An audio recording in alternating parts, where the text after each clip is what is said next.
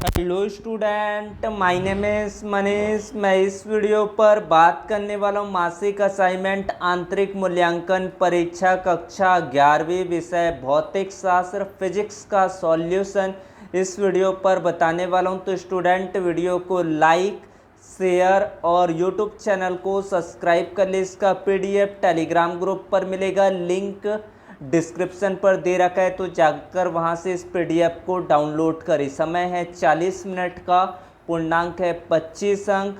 निर्देश सभी प्रश्न अनिवार्य प्रश्नों के अंक सम्मुख में दिए गए, जहां आवश्यकता हो स्वच्छ नामांकित रेखा चित्र बनाइए। पहले बात करते हैं खंडा। 1 अंकों के लिए यहाँ पर प्रश्न दिया गया है, इनके उत्तर देखते हैं। एक हल्के और भारी पिंड के संवेग समान है, उनमें से किसके पास अधिक गतिज ऊर्जा होगी? तो उत्तर देखते, उत्तर क्या होगा?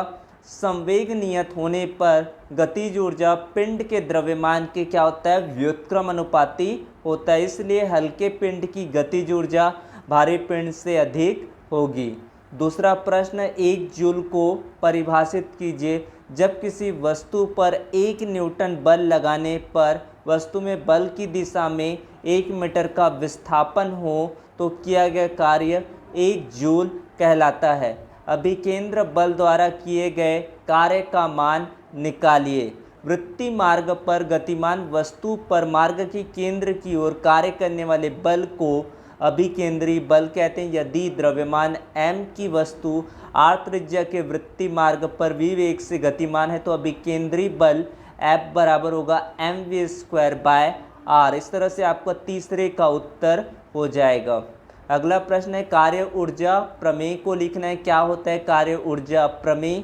इस प्रमेय के अनुसार किसी बल द्वारा किया गया कार्य उसकी गतिज ऊर्जा में परिवर्तन के तुल्य होता है, अर्थात बल द्वारा किया गया कार्य W इक्वल टू होगा हाफ m v का स्क्वायर माइनस u का स्क्वायर, यानी कि m है जहाँ पर वस्तु का द्रव्यमान है, v है वस्तु का अंतिम वेग और u है प्रारंभिक वेग। तो W बराबर हाफ m v का स्क्वायर माइनस u का स्क्वायर कार्य ऊर्जा प्रमेय।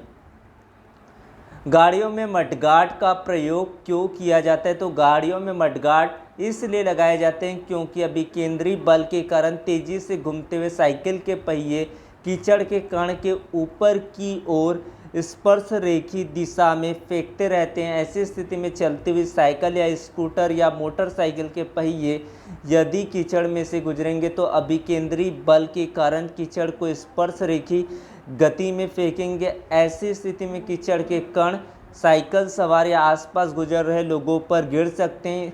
साइकिल पर मडगार्ड लगाने से कीचड़ मडगार्ड द्वारा रोक लिया जाता है, जिससे साइकिल सवार आदि कीचड़ से गंदे नहीं होते हैं।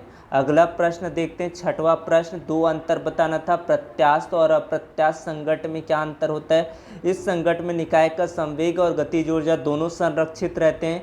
इस संघट्ट में निकाय का संवेग संरक्षित रहता है किंतु गतिज ऊर्जा संरक्षित नहीं रहती है। परमाणुओं, अणुओं और परमाणविक कणों के मध्य होने वाले संघट्ट प्रत्यास्थ संघट्ट होता है। कीचड़ का छिटक कर दीवार पर चिपकना, गोली का लक्ष्य के अंदर घुसकर रुक जाना अप्रत्यास्थ संघट्ट के उदाहरण हैं। अगला प्रश्न देखते हैं, द्रव्यमान केंद्र सेंटर ऑफ मास क्या होता है? जब निकाय किसी बाह्य बल के अंतर्गत गति करता है तब उसका कोई बिंदु इस प्रकार गति करता है कि जैसे कि निकाय का समस्त द्रव्यमान इस बिंदु पर केंद्रित हो तथा बाह्य बल भी इसी बिंदु पर आरोपित हो, तो इस बिंदु को निकाय का द्रव्यमान कहते हैं। इसे C द्वारा दर्शाया जाता है। 2 कणों के लिए द्रव्यमान केंद्र आप लोग यहाँ से देख सकते हैं। पहले वाले का द्रव्यमान m1, दूसरे का m2, जिन्हें चित्र बिंदुओं द्वारा दर्शाया गया एक ही निकाय पर स्थित है। तो यहाँ पर जो सेंटर ऑफ मास होगा RCM m1 r1 vector plus m2 r2 vector upon m1 plus m2 होगा। ये 2 कणों के लिए होगा। उसके बाद अगला प्रश्न है, एक ट्रक और एक कार एक गतिज ऊर्जा से सीधी सड़क पर गति कर रहे हैं, उनके इंजन एक साथ बंद हो जाते हैं, कौन कम दूरी पर रुकेगा? समझाइए और क्यों? तो यहाँ पर सॉल्यूशन देख लेते हैं। हाफ m1 v1 का square equal to half m2 v2 का स्क्वायर। यहाँ पर m1 v1 ट्रक का द्रव्यमान और वेग है और कार का द्रव्यमान m2v2 है। तो यहाँ पर आप देख पा रहे हैं कि m1 is greater than m2, v is less than of v2। तो ट्रक का वेग कम होने पर ट्रक कम दूरी तय करेगा। इस तरह से आपका उत्तर यहाँ पर कर लेना है। उसके बाद है रोड रोलर को धकेलने के बजाय खींचना आसान होता है, ऐसा क्यों होता है?